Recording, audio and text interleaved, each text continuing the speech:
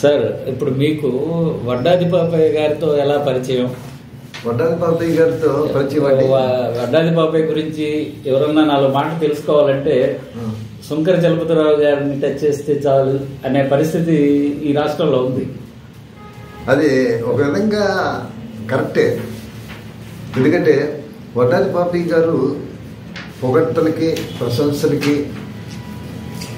ఇంటర్వ్యూలకి, ప్రచారానికి అన్నిటికీ కూడా అతీతమైన ఒక చిత్రకళ తపస్వి.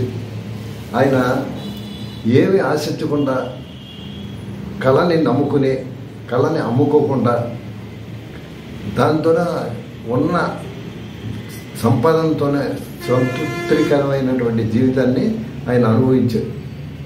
ఆయన జీవితం అంతా ప్రైవేట్ జీవితమే కానీ పబ్లిక్ జీవితం అనేది అసలు లేదు. కసింకోట్లో ఉన్న టైంలో ఆ వీధిలో వాళ్ళని అడిగితే ఆ వీధిలో నివసిస్తున్న వడ్డాది పాపయ్య గారు గొప్ప కళాకారుడు అనే విషయం వాళ్ళకు కూడా తెలియకపోవటం ఒక మన ఉన్నటువంటి చిత్రకళా రంగానికి ఉన్నటువంటి విశేషాలుగా నేను భావిస్తున్నాను. 1979లో ఆయన అనారోగ్య కారణాల వల్ల మెడ్రాస్ నుంచి కసింకోట, అనకాపల్లి పక్కన ఉన్నటువంటి చిన్న కుగ్రామం కసింకోట వచ్చారు. అక్కడ ఒక ఒడ్డు వీధి అని ఒక వీధి ఉంది. ఆ వీధిలో ఈ ఊరి చివర వేణుగోపాల స్వామి టెంపుల్కి ఎదురుగా ఒక చిన్న మేడ కట్టుకుని ఉన్నారు. ఆ మేడల మీద చిన్న గది, చిన్న గది ఉండేది. అదే ఆయన స్టూడియో కింద ఉపయోగించేవాడు. ఆయన ఇక్కడ ఉన్నారనే విషయాన్ని చందమామ కథా రచయిత, సుమారుగా 500 కథలు రాసినటువంటి ఎంవివి సత్యనారాయణ గారు, వడ్డాది పాపయ్య గారు కసింకోట్లో ఉన్నారు, ఇంతవరకు ఏ తెలుగు కానీ ఇంగ్లీష్ కానీ ఏ ఒక్క విలేకరు కూడా ఆయన ఇంటర్వ్యూ చేసి ప్రచారం చేయలేదు, మీరు ఏమన్నా ప్రయత్నం చేసి చూడొచ్చు కదా జలపతిరావు అని చెప్పేసి ఆయన చదువుగా నాతో చెప్పి ఒక ఛాలెంజ్ లాగా ఆయన మాట్లాడటం జరిగింది. ఆ ఛాలెంజ్ని నేను ఒక సవాలుగానే తీసుకుని ఆయన ఇంటికి ఒక ఆదివారం పూట షిప్ యార్డ్లో నేను ఉద్యోగం చేయటం వల్ల ఒక ఆదివారం ఉదయాన్నే బయలుదేరి వెళ్ళడం జరిగింది. ఆ ఇల్లు ఎత్తుక్కుని వెళ్ళటం కూడా చాలా కష్టమైంది. ఎందుకంటే ఆయన పేరు చెప్తే ఎవరికీ తెలియలేదు. కనీసం కసింకోట అనేది చెప్పారు తప్పించి కసింకోట్లు ఎక్కడ ఉంటారో తెలియదు. చాలా కుగ్రామం అయినప్పటికీ కూడా ఆయన ఆర్టిస్ట్ అంటే ఎవరికి తెలియదు. ఎవరనంటే తెలియదండి, ఇక్కడ ఆర్టిస్టులు ఎవరు లేరండి అని అంటుండేవాళ్ళు. మొత్తానికి ఎదికి ఊరంతా తిరిగితే ఆయన ఇల్లుని ఈజీగా పెట్టించాం మేము, ఎవరిని అడగకుండానే. ఎలాగంటే ఆయన ఇంటి మేడ మీద హనుమంతుడు జెండా ఎగురుతూ ఉండేది, కాషాయ రంగు జెండా ఎగురుతుండేది. ఇంటి మేడ మీద ఆయన 01 గుర్తు ఆయన సిమెంట్తో చేయించి వేసుకున్నారు. అలాగే ఆయనకి ఇష్టదైవం అయినటువంటి హనుమంతుడు ప్రతిరూపాన్ని కూడా సిమెంట్తో చేసి ఆ గోడకి అతికించడం జరిగింది. ఈ 3 చూసి ఈయన వడ్డాది పాపయ్య గారు ఇల్లు ఇదే అని నిర్ధారణకి నేను రావడం జరిగింది. 01 1 భూతకాలం, 0 వర్తమానం, భవిష్యత్తు 0 మళ్ళీ. అంటే వర్తమానం అనేది అనుభవించాలి, వర్తమానం అనేది కరెక్ట్, భూత భవిష్యత్తు అనేవి జీరోలు. ఏం జరుగుతాయో, ఏం జరిగిపోయిందో ఇక రాదు, ఏం జరుగుతుందో తెలియదు. కాబట్టి ఏం చేయాలనుకున్నా ఈ వర్తమానంలోనే చేయాలనేది ఆయన సంకేత పదం. ఒక చిత్రకారుడికి లోగో ఉండటం అనేది ప్రపంచంలో ఇదే ఫస్ట్, ఇదే లాస్ట్. ప్రపంచంలో ఎంత పెద్ద పికాసో కూడా పికాసోని సంతకం పెట్టుకున్నాడు తప్పించి ఆయనకు కూడా లోగో లేదు. ప్రపంచంలో ఏ చిత్ర లోగో అనేది పరిశ్రమలకు ఉంటుంది. ప్రతి పరిశ్రమకి, ప్రభుత్వ రంగ పరిశ్రమలైనా ప్రైవేట్ రంగ పరిశ్రమలైనా లోగోలు ఉంటాయి. అలాంటిది ఒక వ్యక్తి లోగో పెట్టుకున్నాడంటే ఆయన ఆలోచన శక్తి, ఆయన క్రియేటివిటీ, ఆ ఒక్క లోగోని బట్టి ఆయన క్రియేటివిటీని మనం ఉదాహరణగా పేర్కొనవచ్చు. అలాంటి ఆ క్రియేటివిటీ అనేది మనకి ఐడెంటిఫికేషన్ అయిపోయింది, వడ్డాది పాపయ్య గారు ఇది అని.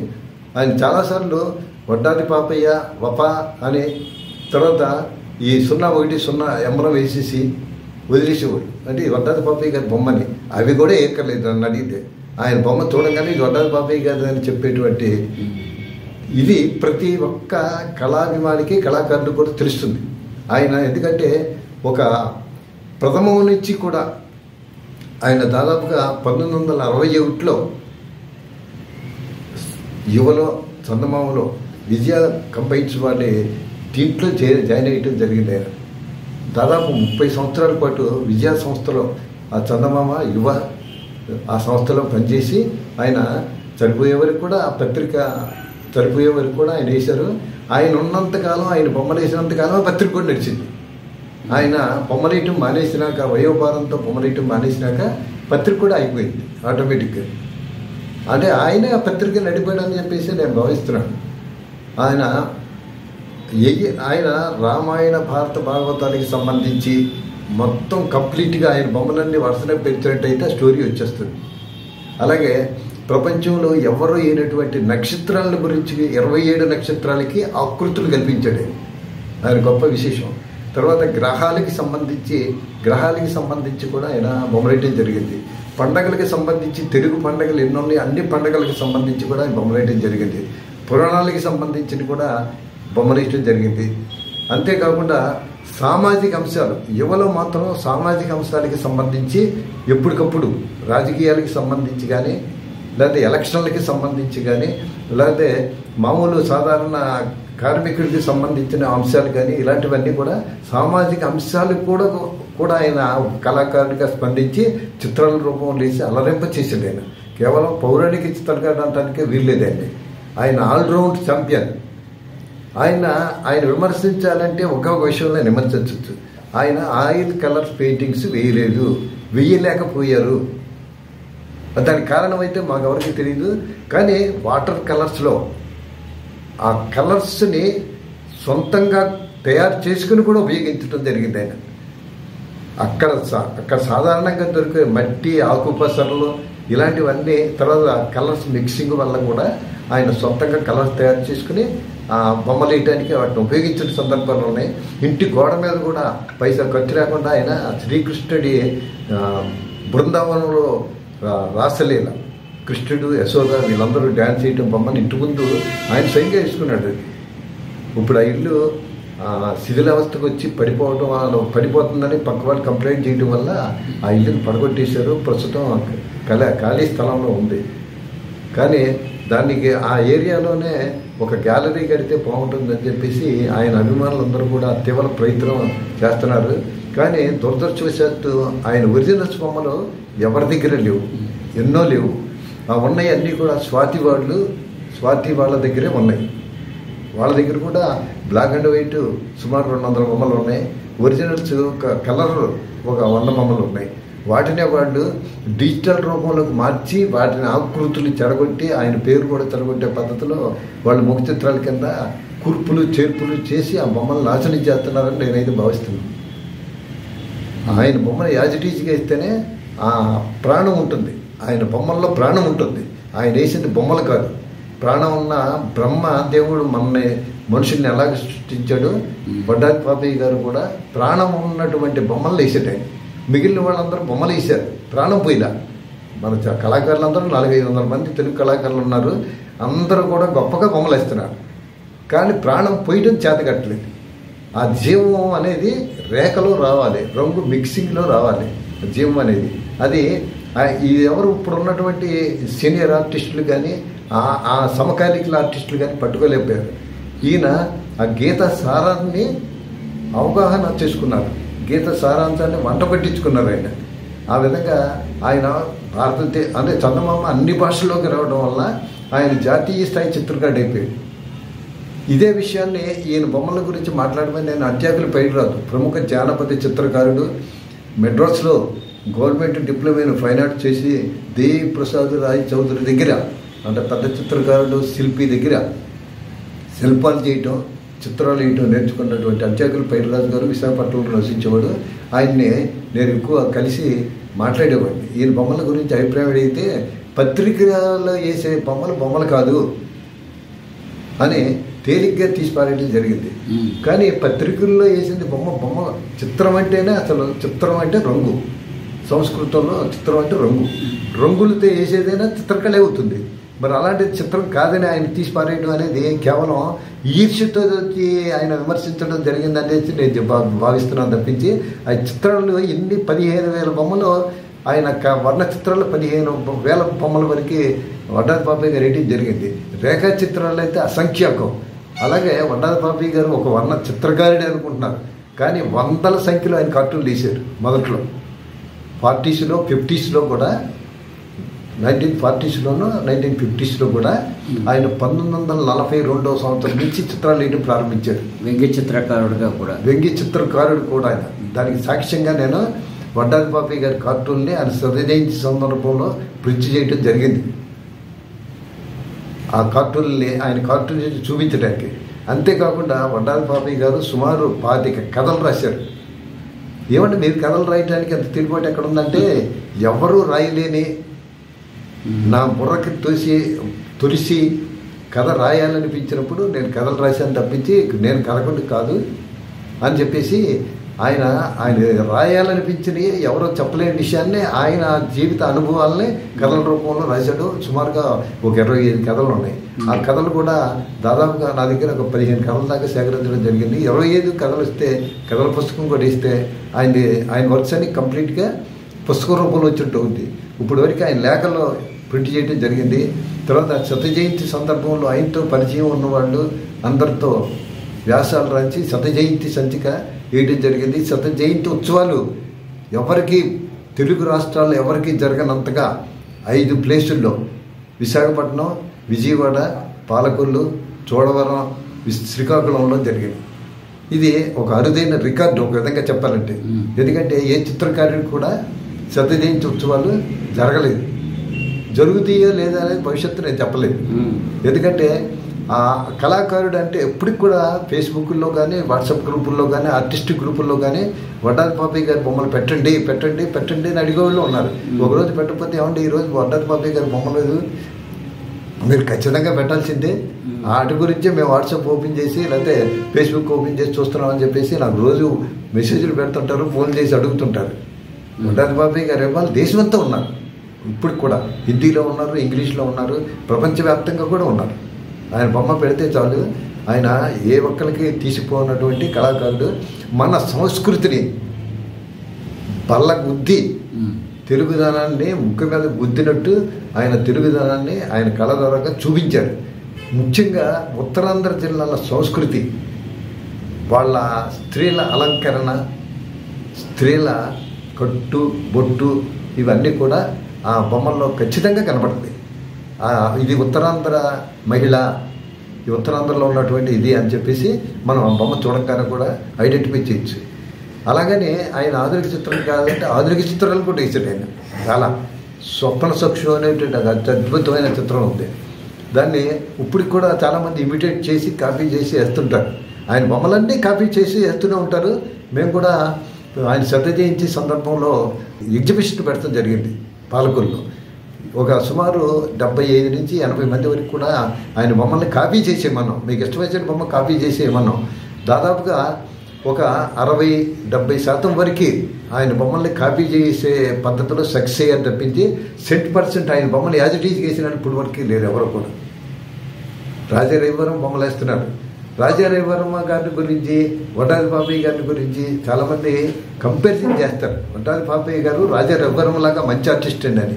నేను అన్నాను, రాజా రవివర్మ గారు ఎదురుగా మనిషిని కూర్చోబెట్టి మోడల్గా సీతను కానీ దశరథుని కానీ పెట్టుకుని ఏది కావాలంటే అది అలంకరణ చేసి స్కెచ్ గీసుకుని రంగులేస్తాడు. వడ్డాది పాపయ్య గారికి మనసులోనే ఒక బొమ్మ క్రియేట్ అయిపోద్ది. హనుమంతుడు కావాలంటే హనుమంతుడు వస్తాడు, రాముడు కావాలంటే రాముడు వస్తాడు. ఆయనకి మోడల్ అవసరం లేదు, ఆయన మనసే మోడల్. ఆయన అడిగాను, ఏమంటే మీకు ఇంత నాలెడ్జ్, ఇంత ఇది ఎలా వచ్చింది అండి అని చెప్పేసి నేను పాపయ్య గారిని అడగడం జరిగింది. ఆయన దానికి ఏం చెప్పారంటే, నేను రామాయణ భారత భాగవతాలన్నీ చదివాను. మహాభాగవతం అయితే దాదాపు కంఠస్థం వచ్చినాకు. అందువల్లే ఆయన శీర్షికలన్నీ కూడా, ఆ బొమ్మకి శీర్షికలన్నీ కూడా మహాభారతంలో పోతన రాసినటువంటి పద్యాలలో ఉన్న ముఖ్యమైనటువంటి పదాలని ఆయన శీర్షికంగా ఉపయోగించాడు. ఆ వర్ణనలు కూడా పోతన వర్ణనలే ఆయన బొమ్మల్లో ఉంటాయి. మహాభారతానికి సంబంధించి, భాగవతానికి సంబంధించి కూడా ఆయనే పెట్టేవాడు, ఆయనే వేసేవాడు. అందుకని ఆయన విష్ణు కథ అనే ఒక కథ కూడా ఆయన సందర్భంలో కొడవగడ్డి కుటుంబంలో ఆకస్మికంగా చనిపోతే ఈయన దాన్ని కంటిన్యూ చేయడం జరిగింది. విష్ణు కథ దాని పేరు. తర్వాత మిత్రభేదం ఇలాంటి కథలు కూడా ఆయన పేరు లేకుండా చందమామలో చాలా కాలం రాయటం జరిగింది. ఆయన ఒక తపస్వి. ఎవరు కూడా ఆయన్ని డిస్టర్బెన్స్ చేయడానికి ఇష్టపడేవాడు కాదు. ఆయన రాత్రి 11 గంటల నుంచి తెల్లవారుజాము 3 గంటల వరకే పెయింటింగ్ చేసేవాడు. ఆయన వేసిన వాస్ట్ టెక్నిక్ ఎవరు కూడా ఆయన ఎవరు చూసినప్పుడు కూడా బొమ్మ వేయలేదు. ఆయన వేసిన బొమ్మలు చూపించారు తప్పించి నాకు కూడా ఆయన వేసేటప్పుడు మాత్రం ఎవరికి వాళ్ళ ఇంట్లో వాళ్ళకి కూడా చూపించలేదు, ఇంట్లో వాళ్ళకి కూడా తెలియదు. అందరూ నిద్రపోయారు. నిద్రించినాక నిశ్శబ్దమైనటువంటి వాతావరణంలో ఆయన తపస్సు ఎలాగో ఒక ఋషి ఎలాగ చేస్తాడో ఆ విధంగా ఆయన ఊహించి బొమ్మలు వేయటం జరిగింది. నేను పార్వతీ బొమ్మలు వేయాలంటే శివుడిని అనుకునేవాడిని. శివుడు బొమ్మ వేయాలనుకుంటే నేనే పార్వతి అనుకుని ఊహించేవాడిని అని చెప్పాడు. ఏమంటే దేవతల బొమ్మలు ఎంత అద్భుతంగా, ఎంత జీవకళతో, ఎలా వర్ణభరితంగా ఎలా వేస్తున్నారని అడిగితే ఆయన అది చెప్పాడు. బ్రహ్మదేవుడిని అనుకోని సరస్వతిని వేయాలంటే బ్రహ్మదేవుడు అవుతారు, అందరూ లీనమైపోతాను నేను అని చెప్పేసి ఆయన వివరణ ఇచ్చేవాడు. అంటే అంత తపస్సు చేసేవాడు ఆయన. దానికి ముందు చాలా కూడా పురాణ గ్రంథాలు 1కి 10 సార్లు చదివి అసలు ఆ పురాణాలను ఏ వర్ణించాడు వ్యాసుడు అనేది వంట పట్టించుకునేవాడు ఆయన. అప్పుడు దీనికి ఉపక్రమించేవాడు ఆయన. తర్వాత ఆయనకు మోడల్స్ అవి ఏంటంటే మోడల్స్ ఏమీ లేదు, అందమైనటువంటి మహిళలు కృష్ణకుమారి, శ్రీదేవి, ఇలాంటి అంజలీదేవి, ఇలాంటి వాళ్ళు పాత తరం నటీనటుల్ని స్ఫూర్తి పొందేవాడు. అలా ఆకృతిని కొన్ని ఎన్టీ రామారావు, జమున ఈ కొన్ని చిత్రాల్లో మనకి కనపడతాయి. కొన్ని చిత్రాలని వాళ్ళ ఫేస్ కటింగ్స్లో తీసుకొచ్చాడు. ఒకసారి సీతారామాంజనేయం అనేటువంటి ఒక చిత్రం పట్టాభిషేకం శ్రీరాముడు చేసినప్పుడు ఎన్టీ రామారావు, అంజలి, లవకుశులు ఇద్దరు పక్కన కూర్చున్నట్టుగా ఒక ముఖ చిత్రం కూడా వేయడం జరిగింది ఒక నెల చందమామకి. అందుకని ఆయన స్ఫూర్తి అది గ్రూప్ ఫోటో ఆయన దగ్గర పెట్టుకునేవాడు కాదు. ఆయన ఫోటోలు దగ్గర పెట్టుకుని వేసే వ్యక్తి మాత్రం కాదు అది. వడ్డాది పాపయ్య గారు లాంటి వ్యక్తి మళ్ళీ పుట్టబోరు. ఆయన చరిత్ర ఆయనది. దాన్ని ఆ సంస్కృతిని నిలుపుకోవాల్సిన బాధ్యత కళాకారులది, కళాభిమానులది, ప్రభుత్వం. ఇప్పుడు మీరు ఆ రోజు ఇల్లు కనుక్కోవడం జరిగింది, ఇంట్లోకి వెళ్ళడం జరిగింది. ఆ రోజు మీ అనుభవాలు? ఆ రోజు నేను ముందు గేట్ ఉంటుంది, ఆ గేట్ దగ్గరికి వెళ్ళి కేకేశాం, ఏమంటే వడ్డాలి పాపయ్య గారి ఇల్లు ఇదేనా అని. అంటే ఒక లేడీ వచ్చింది, చూసి మమ్మల్ని అమలుకి వెళ్ళిపోయింది. ఎవరో మాకు తెలియదు. తర్వాత ఈయన వచ్చాడు. ఒక ఒరిస్సా వాళ్ళు ఎర్ర లుంగీలు, ఇప్పుడు పవన్ కళ్యాణ్ ఎర్ర టవల్ వేసుకుంటాడు భుజం మీద, అలాంటిది ఒక అంగి కట్టుకుని ఆయన ఆ ఇంటి ముందు నడివంతన చెట్టు ఉంది, పూలు కొయ్యడానికి వచ్చాడు ఆయన లుంగి కట్టుకుని. ఎవరో మీరు అన్నాడు. మేము షిప్యార్డ్లో బంద్ చేస్తున్నామండి, మిమ్మల్ని చూడటానికి వచ్చారా అన్నాం. చూడటానికి వచ్చారా, చూశారు కదా, అయితే వెళ్ళిపోయినారండి. అంటే అలాగే కదండి, బొమ్మలు చూడటానికి వచ్చామన్నారు. మీరు చందమామ ఎప్పుడైనా చూస్తున్నారు అన్నారు. చూస్తున్నాం. అవే కదా, ఇంకేమి చూస్తారు అని చెప్పేసి ఆయన అంతం జరిగింది అని లోపలికి వెళ్ళిపోయాడు. మేము ముందు అరుగు ఉంది, మధ్య చెత్త గేట్కి ముందు అరుగులు ఉండేవి, పాత ఇళ్ళన్నింటిలో అరుగులు ఉంటాయి. అరుగు మీద కూర్చున్నాం. మళ్ళీ ఒక గంట పోయినాక బయటకు వచ్చాడు. వచ్చి ఏంటి వెళ్ళమన్నాను కదా, గెల్లదు మీరు అని చెప్పేసి అడిగాడు. సుమారు 10:30-11 గంటల టైంలో ఉదయం. బొమ్మలు చూడటానికి వచ్చామండి, ఎక్కడో వైజాగ్ నుంచి వచ్చాం అని చెప్పి. షిప్యార్డ్ అని చెప్పలేదు, సిటీ వైజాగ్ నుంచి వచ్చాం, అంత దూరం అని చెప్పి బొమ్మలు చూడకుండా ఎలాగెళ్తాం అంటే, సరే ఉండండి అన్నాడు. ఉండి తాళం ఏదో ఇంట్లోకి వెళ్ళి తీసుకొచ్చి రండి అని చెప్పేసి మేడ మీదకి తీసుకెళ్ళి అయినా పాత భోషానం పెట్టెలన్నీ ఉండేవి. అది ట్రంక్ పెట్టి పెద్ద అందులో 3 పెట్లు ఉన్నాయి మీద. ఒక స్టాండ్ ఉంది, ఒక చిన్న టేబుల్ ఉంది. టేబుల్ మీద బ్రష్లు ఒక 50 బ్రష్లు ఉంటాయి, రకరకాల సైజుల్లో. ఒక 50 బ్రష్లు ఒక డబ్బాలో పెట్టి ఉన్నాయి, రంగులు కలిపి. ఒక బొమ్మ మాత్రం స్టాండ్కి అంటే వేలాడుతూ ఉంది, అన్నీ ఇన్కంప్లీటెడ్గా ఉంది. టేబుల్ మీద మాత్రం ఏమి ఇంకా ఇతరాలు ఏమి లేవు. ఆ భూషానం పెట్టెలు తెరిచి, ట్రంక్ పెట్టెలు తెరిచి ఇందులో ఉన్నాయి చూడండి అని చెప్పేసి ఆయన కిందకెళ్ళిపోయాడు. కిందకెళ్తే ఒక్కొక్కటి తీసాం. ఒక ట్రంక్ పెట్టి ఓపెన్ చేస్తే వజ్రాలు, వైడూర్యాలు, కెంపులు, బంగారం అన్నీ కూడా ఒకే చాట దాచినట్టుగా అనిపించింది. అది A3 కంటే కొంచెం పెద్ద బొమ్మలు అవండి. మీకు అలా కనిపించడానికి నా ఉద్దేశం ఏంటంటే, మీరు కళాభిమాని, చాలా పెద్ద కళాభిమాని. లేకపోతే మామూలుగా కాగితాలు అనుకోండి. అంతే ఒక వజ్రాలు మీ వర్ణంలోనే తెలిసిపోతుంది మీకున్న అభిమానం కళ మీద. వజ్రాలు, వైడూర్యాలు, కెంపులు అన్నీ ఒకసాట పోసి ఇవి అని చెప్పి అన్నట్టుగా నాకు ఫీలింగ్ కలిగింది అవి చూసిన వెంటనే. అమ్మో, ఇంత ఒక బొమ్మ చూడటానికే 15 నిమిషాలు, 1 గంట పరిశీలన నాకు సరిపోతే ఇవన్నీ చూడటానికి జీవితకాలం కూడా సరిపోదేమో. అన్నీ కూడా శిథిలమైపోయి ఉండదు. శిథిలమైపోయింది. 100 బొమ్మల దాకా అప్పట్లో సుమారు 100 ఉన్నాయి ఆయన ఇంట్లో. ఆయన ఒకటి చెప్పారు, చందమామ గీసిన బొమ్మలన్నీ కూడా ఈయన ఇక్కడి నుంచి వైజాగ్లో కసింకోట నుంచి రీసెర్చ్ పోస్ట్లో 2 పక్కల 2 అట్టలు పెట్టి మధ్యలో బొమ్మలు పెట్టి రీసెర్చ్ పోస్టులు పంపించేవాడు నలగకుండా. వాళ్ళు దాన్ని స్కానింగ్ చేసుకుని ప్రింట్ చేసినాక మళ్ళీ ఈయనకి రిటర్న్ పంపించేవాడు. చందమామ మాత్రం రిటర్న్ వచ్చాయి. యువలు వేసిన మాటలు ఆ రిటర్న్ పంపించేవాడు కాదంట. రిటర్న్ పంపించేవాడు కాదు. చందమామ పబ్లికేషన్ అనుకుంటా. చందమామ పబ్లికేషన్ అది కూడా. కానీ దానికి తేడా ఉంది. అవి పెయింటింగ్స్, ఇవి డ్రాయింగ్స్. అందువల్ల వీటి మీద ఆయనకి ఆసక్తి కూడా ముద్దనే అని ఉంటాడు నేను అనుకున్నాను. ఎందుకంటే ఇళ్ళని 5 నిమిషాలు గీసిచ్చేవాడు. యువలో గీసిని స్టాండర్డ్ ఇచ్చేవాడు కాదు. అవన్నీ సామాజిక అంశాలకు సంబంధించినవి. అంటే ఒక కార్టూన్ ఎలా గీస్తారు ఆ విధంగా ఉండేది. అంత దృష్టి మీకు కార్డ్స్, పోస్ట్ కార్డులు పంపించినట్టుగా ఆ సైజులోనే ఉండేవి. బొమ్మలు కూడా ఆ సైజులోనే ఉండేవి. అదే ఉదాహరణకి అయితే అందువల్ల ఆ బొమ్మలు చూసినాక అలాగే సాయంత్రం 4:03 అయింది. మధ్యలో ఒకసారి ఆయన మంచిళ్ళు ఒకసారి తెచ్చిచ్చాడు. తర్వాత మేము వెళ్ళినప్పుడు నాగులు చదివి అనుకుంటాను 100 రోజులు ఒకసారి తెచ్చిచ్చాడు. తెచ్చిచ్చి ఆయన కూర్చోలేదు అసలు. మాతో కూర్చోలేదు. బొమ్మలు చూస్తా ఉన్నట్టు అన్నారు. ఆయన ప్రపంచంలో ఆయన ఉండిపోయాడు. తర్వాత 4 గంటలకి అప్పుడు వచ్చారు. ఇంకా చూస్తారా, వెళ్ళిపోతారా అని అడిగాడు. అంటే మీరు చూడండి చూస్తామని అన్నాను. ఇదే మీరు ఇలాగైతే ఎన్ని రోజులు చూసినా ఇది తరగదు, ఇప్పుడు వెళ్ళిపోయి మరి తర్వాత ఇంకోసారి వద్దురు కానీ వెళ్ళిపోయింది అని చెప్పాడు. వెళ్ళిపోయింది అని చెప్పి మా వెనకాల వచ్చాడు. వచ్చి ఒక కిల్లీ షాప్ దగ్గర ఆగి ఆయన తమలపాకులు అవి నవిలు అలవాటు ఉంది ఆయనకి. కిల్లీ నవిలు అలవాటు ఉంది. మెడ్రాస్ సంస్కృతి ఆ ఒకటే వంట పట్టించుకున్నాడు. అంటే కిల్లీ అనేది మెడ్రాస్ సంస్కృతి.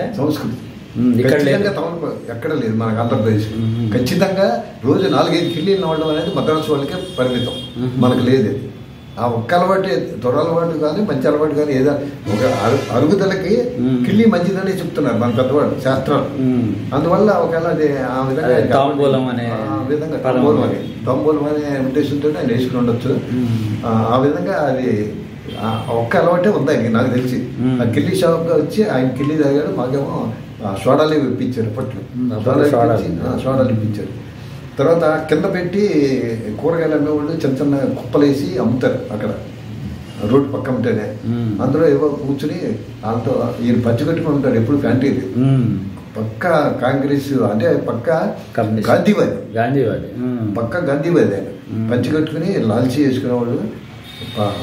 మామూలు బంగారం వర్ణంతో మెరిసిపోతూ ఉంటాడు. రంగు మనిషి మాత్రం బంగారంతో మర్చిపోయాడు. పిల్లికొళ్ళు. అదే మీరు వేసిన పుస్తకంలో తెలుస్తుంది. పిల్లికొళ్ళు ఆయన చూడంగానే ఈ విభిన్నమైన వ్యక్తి అనేది మాత్రం విభిన్నమైన వ్యక్తి. గంధర్వుడు. ఒక గాంధర్వ లోకంలో విహరించేటువంటి గాంధర్వుడు. గాంధర్వ కళలు అంటారు. గాంధర్వుడు అనుకుంటాం. అంతేగాని నేను భూమి మీద నడియాడే ఒక వద్దాది పాపి అని ఆయన చూస్తే అనుకోరు ఎవరు అసలు. ఒక ఆయన రాజప్రసాదాలను నిర్మించిన నిరుపేద గుడిసెలో ఉన్నాడు. రాజప్రసాదాలని నిర్మించి చూపించి ఉన్నటువంటి వ్యక్తి నిరుపేద. సైకిల్ కూడా లేని శ్రీమంతుడే. సైకిల్ కూడా లేని శ్రీమంతుడే. సైకిల్ కూడా లేదు. ఎక్కడికి వచ్చినా నడిచి వచ్చేవాడు. తర్వాత స్వయంగా అనకాపల్లి 3 కిలోమీటర్లు అనకాపల్లి కసింకోటకి స్వయంగా అనకాపల్లి వెళ్ళి షాప్కి కావాల్సిన ఇంటికి కావాల్సిన సరుకులన్నీ కొనుక్కొని దాంట్లో వేసి మళ్ళీ రిక్షాలో వచ్చావు. ఆటోలు కూడా లేవు అప్పట్లో. Only rickshaw. అంతే. మనిషిలాగా రిక్షాలో వేసుకుని వచ్చేవాడు. అక్కడ కూడా ఎవరిని పలకరించేవాడు కాదంట. శారదా గ్రంథాలయం అని అనకాపల్లిలో గ్రంథాలయం ఉంది. ఆ గ్రంథాలయానికి వెళ్ళి పుస్తకాలు పేపర్లు అన్నీ ఒకసారి తిరిగేసి వెళ్ళిపోతాయి. అది ఇప్పుడు ఆ పరిచయం 1979లో పరిచయం అయినప్పుడు ఇంటర్వ్యూ చేస్తానని చెప్పేసి మొదటిసారి అడిగితే ఇంటర్వ్యూ వద్దు, నీకు కావాలంటే ఏదో అడుగు, తెలుసుకో అంతవరకే. అంటే నేను పెన్ను పుస్తకం ఏం బయట తీయకుండా ఓన్లీ ఆయన నేను అడగాల్సిన విషయాలన్నీ అడగడం జరిగింది. గురువు ఎవరండి, మీరు ఎవరి దగ్గర నేర్చుకున్నారు, కలర్స్ వేసే విధానం ఏంటి, ఇలాంటివన్నీ అడగడం జరిగింది ఆసక్తి కొద్ది. అడిగితే నాకు గురువు లేరు, ఎవరు లేరు, నాకు నేనే క్రియేషన్. మా నాన్నగారు బొమ్మలు వేసేవాడు, ఆయన వదిలిపెట్టేసినటువంటి పెయింట్స్ ఆయన స్కూల్లో టీచర్గా పనిచేసేవాడు. ఆయన వెళ్ళిపోయిన వెంటనే నేను వాటితోటి ఏదో పిచ్చిగేదలు అలాగే నేర్చుకుని వేయడం జరిగింది. మా ఇంట్లో ఎప్పుడు కూడా రాజా రబ్బర్ వేసినటువంటి శ్రీరామ్ పట్టాభిషేకం బొమ్మ ఉండేది. దానివల్ల స్ఫూర్తి పొంది ఆయనలాగా నేను ఎందుకు ఆర్టిస్ట్ కాకూడదని సాధన చేసి స్వయం కృషి చేసాను తప్పించి నాకు గురువు గైడ్ లైన్స్ ఇచ్చిన వాళ్ళు కూడా ఎవరు లేరు అని చెప్పేసి చెప్పడం జరిగింది. స్వయంగానే నేను పురాణాలు అవి చదివి నేర్చుకున్న సాహిత్యం వల్ల రాముడు ఇలాగ ఉంటాడు, కృష్ణుడు ఇలాగ ఉంటాడు అని నేను అవగాహనకు ఏర్పరచుకోవడం జరిగింది. నేను ఎవరిని కూడా చిత్రకళకి సంబంధించి ఎవరిని గురువుగా భావించలేదు, ఎవరిని ఆదర్శంగా తీసుకోలేదు, ఎవరిని కాపీ చేయలేదు, ఏ ఒక్కరిని కూడా మనసులో నేను తలుచుకోలేదు అని చెప్పేసి నా మనసులో కలిగిందే మీకు చూపించాను అని చెప్పేసి చెప్పడం జరిగింది.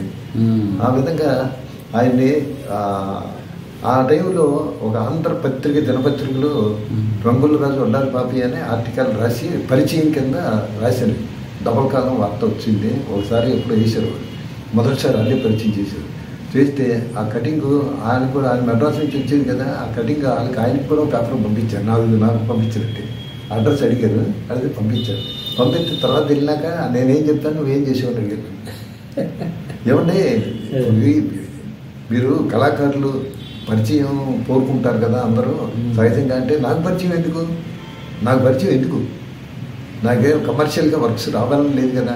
నేను ఒక సంస్థలో పనిచేస్తున్నాను, వాళ్ళ డబ్బులు నా కుటుంబాన్ని పోషించుకోవడానికి వాళ్ళు డబ్బులు ఇస్తున్నారు, అది సరిపోతుంది నాకు. అంతేగాని నాకు వేరే ప్రత్యేకంగా ఏమీ అక్కర్లేదని చెప్పేసి ఆయన చెప్పడం జరిగింది.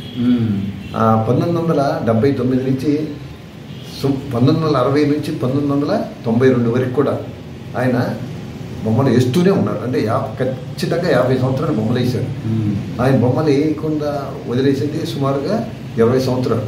అంటే ఆయన పుట్టినాక 20 సంవత్సరాల పాటు సాధన చేస్తూ ఉన్నాడు. 20వ సంవత్సరం నుంచి కూడా 1942 నుంచి కూడా ఆయన చనిపోయే వరకు కూడా బొమ్మలు వేస్తూనే ఉన్నాడు. లాస్ట్ బొమ్మ కూడా అనకాపల్లికి చెందిన ఒక డాక్టర్ గారు రాసిన వైద్య శాస్త్రానికి సంబంధించిన బొమ్మ వేసి ఇచ్చారు. మంచం మీద ఉన్నప్పుడు ఆయన క్యాన్సర్ వ్యాధి వచ్చి చనిపోయారు. వచ్చినప్పుడు ఆ డాక్టర్ గారు ఏంటి ఏమంటే, మీరు నాకు ఇంతకుముందు పుస్తకాన్ని బొమ్మ వేసి ఇచ్చారు, దీనికి కూడా మీరు వేస్తే బాగుంటుందంటే వేసి ఇవ్వడం జరిగింది. ఆయన అది వేసినాక మరి వేయలేం పేరు. ఆయన అక్టోబర్లో ప్రాంతంలో వేశారు, ఈయన డిసెంబర్లో చనిపోయారు. డిసెంబర్ 30వ తారీఖు, రేపు వచ్చే 30వ తారీఖు. అంటే 50 సంవత్సరాల పాటు ఆయన కృషి. ఆయన ఏ ఒక్క బిరుదు తీసుకోలేదు, ఏ ఒక్క సన్మానం చేయించుకోలేదు, ఏ ఒక్క పొగట్టుకి లొంగిపోలేదు, ఏ ఒక్క ధన ప్రబోధాలకు కూడా లొంగలేదు. నాకు తెలిసినటువంటి ఇక్కడ ప్రముఖ లాయరు, విశాఖ సాహిత్య అధ్యక్షులు, నాటక కళాప్రపూర్ణ గణపతిరాజు అచ్యుతనవరాజు గారు అని ఒక ఆయన ఉన్నారు విశాఖపట్నంలో. ఆయన విశాఖ సాహితీకి అధ్యక్షులు కూడా. ఆయన ఒక కథల పుస్తకం తీసుకున్నారు. ఆ కథల పుస్తకానికి తిరుపతిలో వడ్డారి పాపయ్య గారి బొమ్మ పెట్టు, నువ్వు ఆయన దగ్గరికి ఎక్కువ వెళ్తుంటావు కదా అని ఖాళీ చెక్ ఇచ్చారు. ఆయన అంత కావాలా అంత తీసుకోమను బొమ్మ ఏమంటే, నేను ఏం చెప్పిన మాటలు ఆయనకి చెప్పి చెక్ ఇచ్చాను. చెక్ ఇస్తే చించి అవతల మారించాను నా ముందే. నేను డబ్బులకి వేసే మనిషిలా కనపడతానన్నా, నా కళను అమ్ముకోమంటావు నువ్వు అని చెప్పేసి తిట్టి, ఇలాంటి నువ్వు ఇంకోసారి ఇప్పుడు తేవద్దని చెప్పేసి చెప్పడం జరిగింది. వేయలేదు, ఆయనకి వేయలేదు. చందమామ కూడా ఇప్పుడు డబ్బులు తీసుకునే ఇది వృత్తికి వాళ్ళకి నేను రాసిచ్చాను. నేను బతికున్నంతకాలం మీ సంస్థకి పనిచేస్తాను, మీరు మా కుటుంబాన్ని పోషించాలని అగ్రిమెంట్. అంతవరకే. ఇంకా రెండో వాళ్ళకి వేయడానికి అసలు విజయ సంస్థ వాళ్ళు వాళ్ళ సంస్థలో పనిచేసిన వాళ్ళని వేరే సంస్థలో పనిచేయడానికి ఇష్టపడేవాడు. అదొక కారణం. ఆయన బయట వాళ్ళకి బొమ్మలు ఇవ్వడానికి అది ముఖ్య కారణం. ఎన్టీ రామారావు, అక్కినేని నాగేశ్వరరావు, జమున, తర్వాత ఈ సావిత్రి లాంటి వాళ్ళు కూడా విజయ సంస్థలో పనిచేసినప్పుడు వేరే సంస్థలో పనిచేసేవాళ్ళు కాదు, ఎలా చేసేవాళ్ళు కాదు. వాళ్ళు పర్మిషన్ తీసుకుని వాళ్ళు యాక్సెప్ట్ చేస్తేనే చేసేవాళ్ళు. అది ఈయన కూడా వర్తింపజేసారు. సంస్థ ఉంటే యాజమాన్యం ఉంటే కాబట్టి. కొన్ని సినిమాలకు ఆర్ట్ డైరెక్టర్ గా కూడా కాంట్రాక్ట్ ఇచ్చేస్తాం. 12 పని చదివి ఇచ్చేవాళ్ళు వాళ్ళు. ఈయన కూడా అలాగే చేశారు వాళ్ళు. అది ఆ విధంగా ఆయన చనిపోయే వాళ్ళకి కూడా బయట వాళ్ళకి వేయరా. వీళ్ళు మాత్రం ఆర్థికంగా స్వాతి వాళ్ళు ఆర్థికంగా ఆశ చూపించి ఆయనతో కొన్ని బొమ్మలు వేయించుకోవడం జరిగింది. అది కూడా బ్లాక్ అండ్ వైట్ వేసి ఇచ్చారు. వాళ్ళకి మొత్తం ఒక కలర్ బొమ్మ కూడా వేయలే. వాళ్ళ దగ్గర కలర్స్ బొమ్మలన్నీ కూడా చందమామలు వేసినటువంటి ఆ ప్రింట్ అయినాక తిరిగి వచ్చిన బొమ్మల్ని కొన్నారు వాళ్ళు. స్వాతి బలరాం గారు కొని వాళ్ళు అవకాశం వచ్చినప్పుడల్లా ప్రింట్ చేసుకుంటున్నారు తప్పించి ఆయనకి కలర్ పెయింటింగ్స్ వాళ్ళకి వేసి ఇవ్వలేదు.